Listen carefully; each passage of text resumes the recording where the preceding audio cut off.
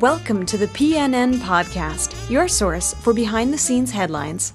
You can visit us online, www.podcast.pnn.com, or email us, podcast@pnn.com. Today's story is about drag racing, more specifically, about Erica Ortiz, one of the first women to enter the sport.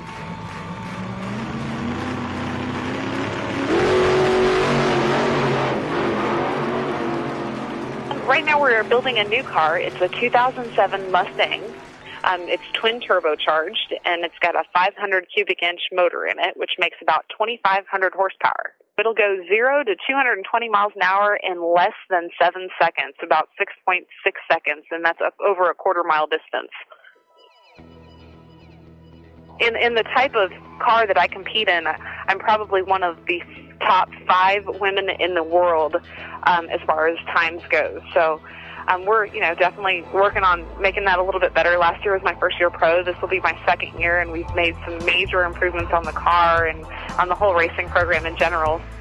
A Florida native in her mid-20s, Erica moved to Georgia purely for drag racing.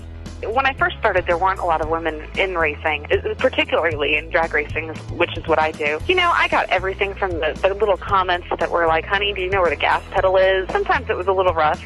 People were harder on you. I mean, everybody makes mistakes when they're learning as a driver, and it seemed like typical mistakes that maybe a man would make are even more criticized when you're a woman. But I've been racing now for 9 years, and the people that I race with now are absolutely wonderful, and they really are supportive of me as a driver. And even though, we compete against them, they're great friends of ours, and we don't have a problem with that really anymore. I work full-time for a newspaper in advertising. I take classes at night, and then every other waking moment of my day, anytime that I can fit it in, is something to do with the racing. But what exactly is drag racing? I asked Erica to tell us in her own words. The best way I can relate to drag racing is if you see maybe some old things from the 50s and the 60s and the muscle car era where you had the flag girl, that's where drag racing originated from. It was the, stoplight to stoplight, all out of acceleration, as fast as it'll go and as quick as you can get there type racing. And what we do in drag racing, and it's much safer now, so I don't suggest anyone race on the street anymore, but what we do to prepare, we come in, we pull into the burnout box, which is what it's got some water down, and we heat up the tires, warming up the tires. That's where you see the smoke coming from. We pull up to the starting line. We do what's called staging the car, and once the tree drops green, you go as fast as you can until you get to the finish line, which is exactly 1,320 feet or a quarter mile away.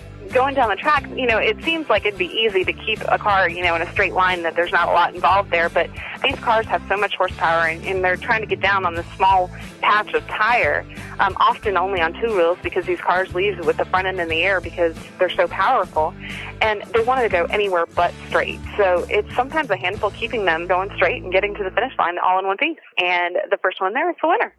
Erica's website, horsepowerandheels.com, speaks to the type of person that she is. In her career, she wears many hats: racer, student, full-time advertising employee, but in her spare time, she is, as she puts it, a girly girl. Horsepower and heels, it's really, a double-edged sword, because people really scrutinize what you're doing. You almost try so hard to fit in and try so hard to be accepted and to be a good driver that you start trying to be one of the boys. But outside of the racetrack, I'm very much a girly girl. I got to the point where I'm like, you know what? Who says that I can't be a girly girl and I can't be in my cute heels and still love racing and still be a fierce competitor at the track? And so that's where the who says horsepower and heels don't mix came from. I've got an all-girls pit crew. I do a lot of my own work. Al Moody builds my engine. He's a veteran of Ford engine building, and absolutely phenomenal guy. Dan Parker does all of my chassis work. And then on the pit crew side, I've got Debbie Denny and Ann Prater, Melissa McCullough, and we have a large girl team that helps out on the races. It's kind of exciting to see, them being able to be involved in it as well. But Erica's not your typical racer. She doesn't come from a racing family, and you could almost say that racing came to her. I was actually 24 years old when I finally moved from Florida. I lived in Orlando, Florida almost all my life, and I moved actually to Georgia primarily for the racing. Any weekend, there's typically 4 or 5 races within 3 hours of your house, so this just seemed like the place to be, and I really wanted to go after the racing. It was my passion, so I moved up here. We really don't know exactly where I came about this passion for racing. I just really liked cars in high school, and right after graduation, I bought my first car, which was a Mustang GT, and I started taking it out to the local track, and it only took one pass to get hooked on it. It was a great thing for me because I was an athlete all through high school. I played 3 sports, and I had that competitiveness that I wanted to expand on, and there wasn't a lot of places I could play.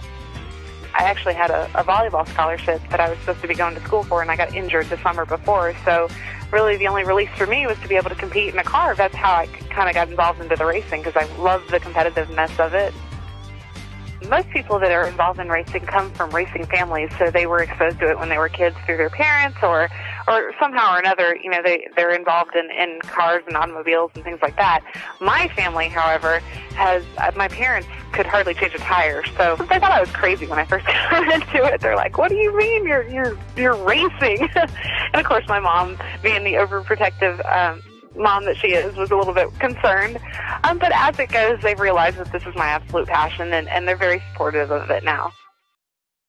It's so open. That's the great thing about this. Unlike NASCAR and some of the other tracks, the great thing about drag racing is that all the local strips right now have what's called test and tune night. There's tracks spread all across the country, and I'm willing to bet that from anywhere you are, there's probably a racetrack within an hour of your home.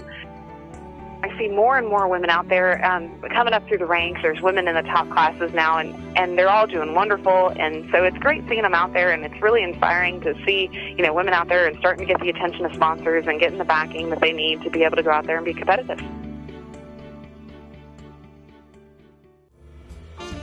That's it for today's show. You can check out our previous episodes at www.podcast.pnn.com. The PNN Podcast was produced and edited by Jennifer Jacobson with technical advice from Adam Schmidt. If you have an interesting story, send us an email to podcast@pnn.com. Thanks for listening. We'll see you online.